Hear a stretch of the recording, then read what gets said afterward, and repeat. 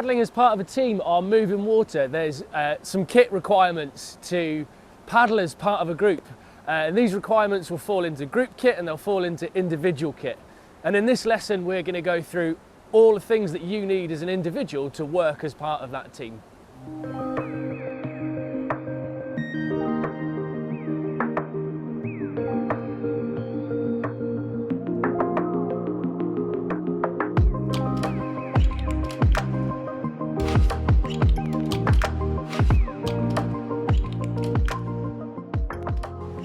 I'm just going to talk through all the stuff that I'm carrying as personal kit to make sure that I have a nice day on the river. So the first one is going to be a throw line, which we're going to go through in another lesson. If I'm carrying a throw line, I really want to be carrying a knife, and you've got a couple of options with that. So you've either got the style that will sit on a buoyancy aid strap that you could then take off if you needed, or in your buoyancy aid you could have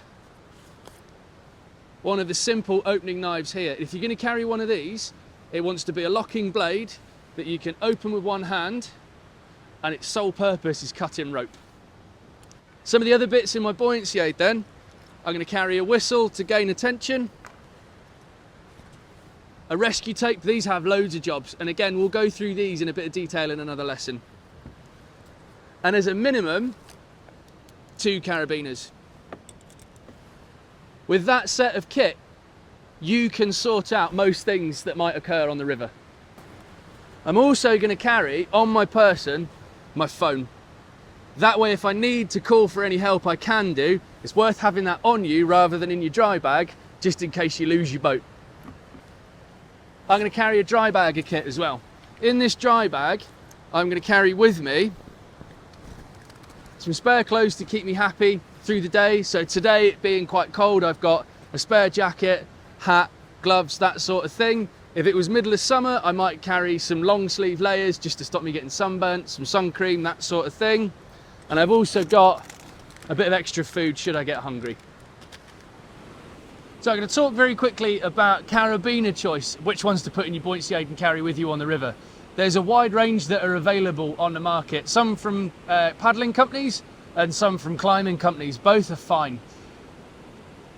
These are quite common.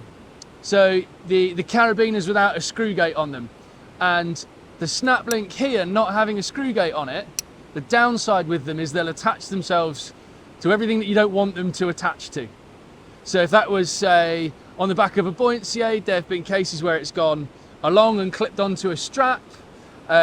These work quite well for just attaching onto the back of a boat. The other thing to have a quick look at is the nose on the end of the carabiner there. It's got a hook, and that hook will also attach itself onto things that you don't want it to. If we move on a little bit, we've got one of the smaller screw gates here, and again, these are absolutely fine. They do the job really well. It being a bit smaller, downside is possibly cold hands, trying to fiddle with the gate there and get it open. If you have a look at the nose on this one though, the nose on that there is flat as opposed to having the hook, so it won't catch onto things. The other consideration with the small carabiners, if you are using the bigger ropes, it might be quite tricky to get ropes into there, tying clove hitches onto them, all that sort of stuff. So we've got the bigger carabiners there, the D shapes, which means you can get sizable ropes into there, you could tie knots into them. Both of them have the flat noses to them, which means they're not going to clip onto things that you don't want them to. The difference would be the closures. So one of them, to close it, is a screw gate, and you've given it a quick test, and the other one is just a spring-loaded barrel. Now the spring-loaded barrels, it's worth having a play with these because they can roll themselves open as they run over something. So say it was on an edge and it ran, that might be enough to twist open the gate and again lose a rope out of it, clip onto something that you don't want to. If the gates are open, their braking strain is a lot lower. They're much stronger when the gates are closed.